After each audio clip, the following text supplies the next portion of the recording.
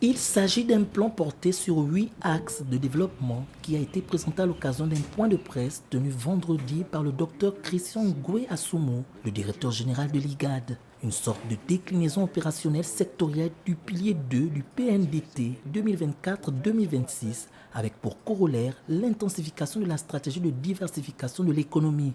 Un plan d'envergure qui se veut être un élément clé dans le processus de mise en œuvre de la politique nationale de développement agricole.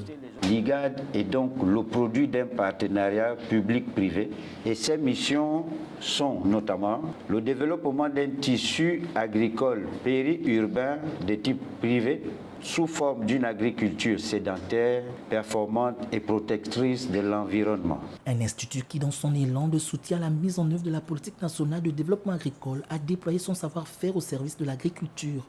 Le matériel agricole reçu du chef de l'État devrait davantage booster son rendement. Le président de la République a eu une vision éclairée pour doter notre secteur de tous les équipements, toutes les machines dont les clés ont été remises au ministre de l'Agriculture. Nous avons donc bon espoir que l'IGAD recevra son lot de tracteurs attelés dans les prochains jours. C'était également le lieu pour Christian Ngoué Assoumo de marquer un arrêt sur les problèmes auxquels son institut est sujet. L'IGAD dispose de plus de 2500 hectares. C'est moins de 500 hectares qui disposent d'un document délivré par l'Agence nationale de l'urbanisme et des travaux topographiques. Et donc vous comprenez que l'IGAD peut facilement être délogé de tous ces sites parce que ne disposant d'aucun papier qui lui confère la propriété du foncier sur lequel il exerce. L'IGAD compte à terme renverser la tendance de dépendance du Gabon à l'importation des produits agricoles et alimentaires